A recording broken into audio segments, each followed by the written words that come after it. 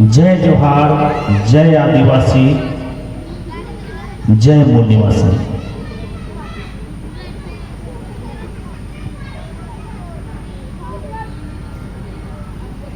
बड़ी दुख की बात है कि हमारे सामने खाली कुर्सियां लगी हुई हैं। बड़ी दुख की बात है हमारे सामने खाली कुर्सियां लगी हुई है, लेकिन सबसे बड़ी खुशी की बात है कि हमारे सामने भीड़ नहीं भिड़ने वाले यहाँ पर मौजूद हैं। भिड़ने वाले मौजूद हैं। अभी अभी संचालक महोदय एक बात याद करा रहे थे कि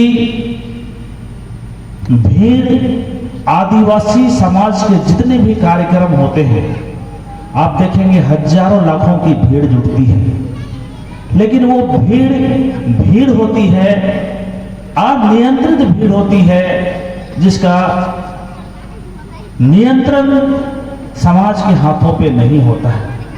लेकिन मैं खुशी जाहिर इसलिए किया क्योंकि यहाँ पर जितने मौजूद हम लोग बैठे हुए लोग हैं, सभी बड़ा ध्यानपूर्वक आज के इस कार्यक्रम का, आज के इस वक्ता का अध्ययन कर रहे हैं और चिंतन मनन कर रहे हैं। इसके लिए मैं खुशी जाहिर की और आप लोगों को भीड़ नहीं भिड़ने वाला के रूप में मैंने संबोधन करने का प्रयास किया। सबों को पुनः हार्दिक अभिनंदन एंड जोहार करते हुए मैं अपनी वाणी को रखने का प्रयास करता हूं। मेरा छोटा सा परिचय मैं पुनः देना चाहूंगा। मैं संजीव भगत नाम है मेरा। मैं रहने वाला हाथी मेरले किसको प्रखंड लोहरदगा जिला का रहने वाला अस्थायी निवासी हूं और इसी तरह से मन में जुनून और जज्बा को लेते हुए मन में विचार आया कि समाज में परिवर्तन कैसे आएगी, इस भ्रष्ट तंत्र से लोगों को कैसे सही रास्ता दिखाया जाए। इन सारे चीजों को चिंतन मंथन करने के बाद एक छोटा सा स्कूल का शुरुआत मैंने किया 2016 ईस्वी में और लगातार प्रयास करते हुए समाज के बीच में कार्यरत हूं। लोहरदगा जिला से, जिसमें 34 पाढ़ा राजाओं का टीम है, उनके माध्यम से पढ़ा दीवान के रूप में मुझे समाज की एक जिम्मेवारी दिया और मैं उन जिम्मेवारियों को निभाते हुए, कार्य करते हुए आप लोगों के समक्ष में आज उपस्थित हो पाया। ये मेरा परिचय था, लेकिन मैं अपनी सोच से परिचय कराना चाहता हूं। यहां जो विषय वस्तु दिया हुआ है, इस विषय वस्तु से आप लोगों ने बड़ा ध्यानपूर्वक बिंदुवार क्रमबद्ध तरीके से आप लोगों ने यहाँ पर वक्ताओं को सुना। मैं अपनी सोच से परिचय कराना चाहता हूँ। अभी तो मैं अपना शरीर और अपने निवास से परिचय कराया। मैं व्यक्तिगत सोच से आप लोगों को परिचय कराना चाहता हूँ, क्योंकि मैंने देखा है, देखते देखते जब पढ़ाई का समय आया, एंथ्रोपोलॉजी मानव शास्त्र मेरा विषय था। जब मैं उस विषय को पढ़ना शुरू किया, पढ़ते मुझे एहसास हुआ कि हम आदिवासी हैं, हम मूलवासी हैं और हमारा क्या स्थिति है, हम कैसे यहाँ रहते हैं, हमारे साथ कैसा व्यवहार और दुर्व्यवहार किया जाता है। यहाँ बस ऐतिहासिक पृष्ठभूमि की बात है, मैं वहां से शुरुआत करना चाहता हूं। ये भारत की धरती, यहाँ बस जब आप मानव सिविलाइजेशन की बात करते हैं, जिस समय पूरे विश्व में सभ्यताएं विकसित हो रही थी, उस समय भारत में भी मोहनजोदड़ो, हड़प्पा, कालीबंगा ऐसे तमाम शहरें बसी हुई थी, जिसका अवशेष अभी हमको मिलता है। शहरें बसी हुई थी और विकसित शहर था, ऐसा प्रमाण मिलता है अभी खोजने से। लेकिन क्रमबद्ध तरीके से इस भारत भूमि पर एक चीज मैं और बताना चाहूंगा, पूरे विश्व में ये भारत ही एक ऐसा देश है जिसका मौसम 4 प्रकार का है। और इस 4 प्रकार के मौसम होने के नाते यहाँ की जो धरती है, यहाँ की जो जमीन है, ये बहुत तरीके का फल फूल और अन्न का उत्पादन देती है। जिस जमाने में मनुष्य जो है अपना पेट भरने का चिंता करता था, उस समय उस जमाने में विश्व के विभिन्न देशों में वहां का क्लाइमेट, वहां का मौसम ऐसा था कि विशेष समय में ही फल मिलती थी, विशेष समय में ही अन्न मिलती थी, और विशेष समय में विशेष तरह का फल मिलती थी और विशेष तरह के अन्न मिलते थे। अगर कहीं गेहूं का उत्पादन हो रहा है तो वहां गेहूं होता था, और गेहूं का टाइम होता है। जहां बस जो है धान की खेती होती थी, वहां धान का भी टाइम होता है। लेकिन भारत एक ऐसा भूमि था जिसमें कि 12 महीने हर समय यहाँ पर मौसम 4 प्रकार के होने की वजह से यहाँ पर हर मौसम में खाने पीने के लिए चीजें उपस्थित थी, मौजूद थी। यहाँ पर हर तरह के जीव जंतु उपस्थित थे, जो कि मानव सभ्यता का विकास में बहुत ही उपयुक्त था। पूरे विश्व की नजर इस भारत की ओर दौड़ी और धीरे धीरे करके क्रमबद्ध तरीके से अन्य देशों से इस देश में लोग आना शुरू किए। कोई यहाँ पर खाना बदोश की तरह आए, कोई यहाँ पर अपने पशुओं को लेकर के आए, कोई यहाँ पर चोर बदमाशों की तरह आए, कोई लुटेरों की तरह आए, कोई राजा महाराजाओं की तरह आक्रमण करते हुए आए। लेकिन विभिन्न लोग यहाँ पर आते चले गए और यहाँ के जो मूल निवासी थे, जो अभी हम आदिवासी कहते हैं, ST SC OBC जिसको हम लोग डिक्लेयर करते हैं, इनको क्षति पहुंचाना शुरू की। ऐतिहासिक पृष्ठभूमि में चर्चा करता हूं, और जब नुकसान करना शुरू किए, बाहर से आए हुए लोग अपने साथ में अलग संस्कृति, अलग रुतबा, अलग हथियार, अलग सारी चीज लेकर के आए। यहाँ के लोगों से उन लोगों ने लोहा लिया और जगह जगह पे क्रमबद्ध तरीके से, एक समय में नहीं हुआ, इसके लिए सैकड़ों सालें लगी, हजारों साल लगा। उन लोग अपने सिस्टम को यहाँ पास लाता गया और धीरे धीरे करके जो है हम लोग पे चढ़ाई करता गया। आज के दिन में जो लोग अपने आप को महान कहता है, जो लोग अपने आप को अग्रणी पंक्ति में खड़ा करता है, जो लोग कहता है कि यहाँ पर हमारा जो वेद है, हमारा जो ग्रंथ है सबसे पुराना है, जो लोग कहता है कि हम सबसे विकसित हैं, वैसे लोगों को आप अध्ययन करने का प्रयास करेंगे तो ये मोहनजोदड़ो, हड़प्पा, कालीबंगा जैसे बहुत बड़े बड़े सभ्यताएं उनके पुस्तक में कहीं लिखी हुई नहीं है। और जो लोग धार्मिकता के रूप में अपने आप को महान कहता है, उनका धार्मिक अस्तित्व को देखने का प्रयास करेंगे तो उनका कहीं अस्तित्व मिलेगा नहीं, वो काल्पनिक नजर आते हैं। जो लोग कहता है कि हमारा संस्कृति महान है, उनको अध्ययन करेंगे तो पता चलेगा कि उनकी संस्कृति खुद की नहीं है, दूसरों की संस्कृति को अडॉप्ट करके, दूसरों की संस्कृति को हथिया करके अपनी संस्कृति बना करके अपने आप को महान कह करके बैठे हुए हैं।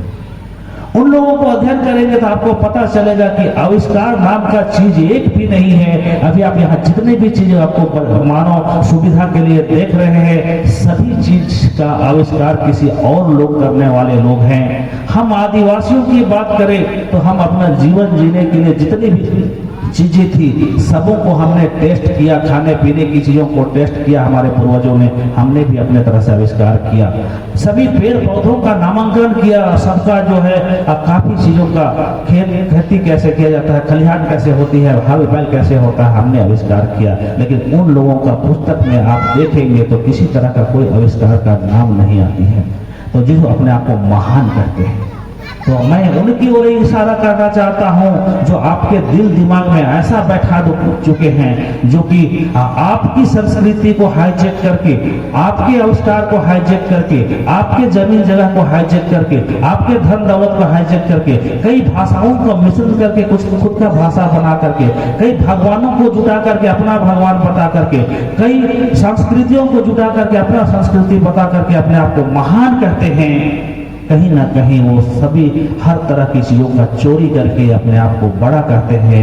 वो अभी के समय में जिसको हम ब्राह्मण कहते हैं, उनको उनकी एक नियत है, उनकी नियत है कि दूसरे लोगों पर कैसे हम शासन करें, कैसे शोषण करें, कैसे हम दूसरे लोगों पर थोपे और बिना मेहनत का हम किया कराया को खाए पिए और ऐश मौज करें। ऐसा उन लोगों का विशेष प्लानिंग है और उसी विशेष प्लानिंग के तहत जो है उन लोग दिन रात कार्य कर रहा है।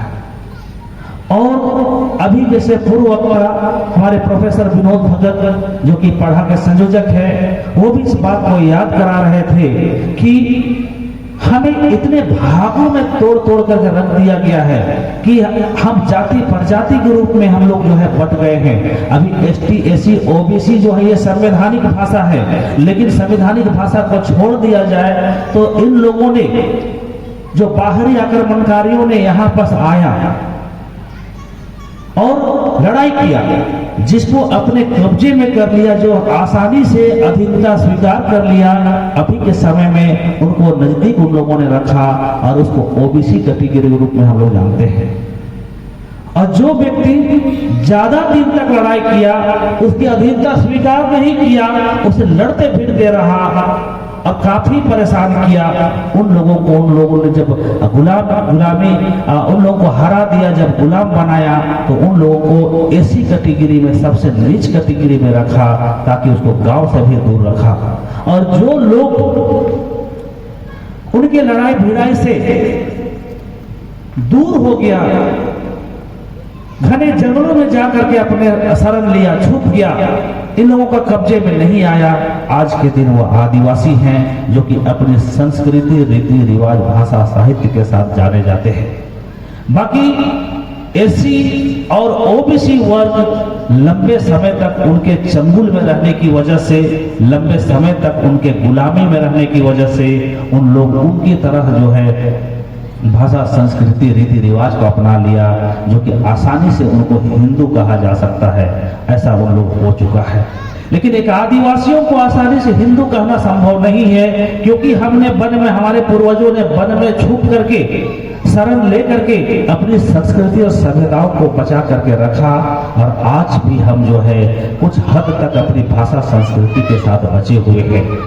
लेकिन मैं कहना चाहता हूं दोस्तों, आप सबों को, जब पढ़ाई करते वक्त जो इन सारी चीजों को समझ में आया तो मुझे लगा, मैं कई एक संगठनों के पास गया, उन लोगों को अपनी बातों को बताने का प्रयास किया कि देखिए हमारे साथ ऐसा हो रहा है, हमें आपस में लड़ाया जा रहा है और हमें शोषण करने के लिए हजारों वर्ष का प्लानिंग बना करके चला जा रहा है, लेकिन लोग समझने का नाम नहीं लेते हैं। तब मैंने एक प्लानिंग बनाया कि देखिए इन लोगों को समझाने से अच्छा है कि छोटे छोटे बच्चे जो अभी घूम फिर रहे हैं, अगर इन लोगों को मैं समझाने में कामयाब हो गया, इन लोगों को मैं बताने में कामयाब हो गया, तो आने वाला समय में ये जो है समाज का एक अच्छा धरोहर होंगे, जो कि पढ़ाई के माध्यम से हो सकती है। क्योंकि ये बच्चे हैं, कच्चे मिट्टी के लोधे हैं, जिसको कि कुम्हार जो है चाक में बैठा करके, उसको घुमा करके जो भी आकार देना चाहता है वो अपने हिसाब से आकार देता है। अगर उसको कुम्हार को लगता है कि इस मिट्टी के माध्यम से मैं इसको एक दिया का रूप में, एक दीप के रूप में बनाऊं तो उसको दीप बना देता है। अगर उसको लगता है कि मैं इसको घड़ा बनाऊं तो घड़ा बना देता है। उसको लगता है कि मैं ये कपड़ा बनाऊं तो कपड़ा बना देता है। और उसको लगता है कि मैं वो जिसको गुल्लक बोलते हैं, जिसको अंधरा चूका हम लोग बोलते हैं, उसको बनाना चाहूं तो बना देता है। यानी कि उसके हाथ में सारा चीज है। उसी तरह से ये छोटे छोटे बच्चे हैं, इसको हम जैसा ट्रेनिंग देंगे वैसा वो बनेंगे। इन सारी चीजों को सोच करके मैंने अपने आप में प्रण लिया, एक ग्रुप बनाया और मैं सोचा कि मैं ऐसा स्कूल का निर्माण करूं जिसमें कि हम अपने भाषा, साहित्य, रीति रिवाज को भर सके, ताकि आदिवासियत का जो अस्तित्व है वो पूरी रहे। साथ ही साथ अपना रियल इतिहास पढ़ा सके, अपने आदिवासियों का, अपने मूलवासियों का शहादत को पढ़ा सके, ताकि उसमें गर्व महसूस हो और उसमें जो है कि गर्व बोध हो, ताकि आने वाला समय में उसको पता होना चाहिए कि हम यहाँ का मूलवासी है, मूल शासक हैं, हमारा धरती है, हमारा सब चीज है। दूसरे आक्रमणकारी आकर के यहाँ पर बस करके हमारा हर चीज को छीन करके हम ही को गुलाम बनाए हैं। इन सारी चीजों का एहसास हो सके, ऐसा हमने प्रयास किया। और अभी जो है लोहरदगा जिला का मेरले गांव में जो स्कूल हमने शुरुआत किया, अभी जो 0 से शुरुआत हुई, अभी वहाँ पर 450 बच्चे वहाँ छात्रावास में रहते हैं। इसके अलावा आपको लातेहार जिला में 2 और जगह में हमने खोला, वहां पर भी जो है 350 बच्चे छात्रावास में रहते हैं। अभी वर्तमान में गुमला जिला का 82 गांव में मैंने स्कूल खोला। मैं चाहता हूं कि ऐसे स्कूलों का जाल बिछा दूं और उन बच्चों के दिल दिमाग में सही सारी चीजों को जो अभी हम लोग चर्चा कर रहे हैं सबों को बताएं, क्योंकि एक प्लेटफॉर्म चाहिए। नहीं तो क्या है, बड़े लोगों को हम लोग बोलेंगे आकर के बैठ जाइए, हम समाज की बात सुनिए, आप आंदोलन की बात सुनिए, तो इसी तरह से कुर्सी खालियां मिलेगी या तो भीड़ मिलेगी, तो अनियंत्रित भीड़ मिलेगी जिसका कोई कहानी नहीं है। लेकिन जिस बच्चों को बचपन से हम पाल पोस करके बढ़ा करके हम उसको ज्ञान देंगे, आने वाला समय में वही लोग धरोहर होंगे। ऐसा प्रयास के साथ मैंने उस स्कूल का शुरुआत किया। और साथ ही साथ मैं बताना चाहता हूं कि वो बच्चे, वो पौधे हैं, जैसा खाद हम डाल रहे हैं, जैसा पानी डाल रहे हैं, वैसा तैयार होंगे। आने वाला दिन में बिल्कुल जो है इस देश का, हमारे आदिवासी समाज का, हमारे मूल निवासी समाज का नेतृत्व करेंगे और हम लोगों को आने वाला जो मिटता हुआ इतिहास को पुनः स्थापित करेंगे, ऐसा भरोसा है मुझे और प्रयासरत हैं। और इस कार्य के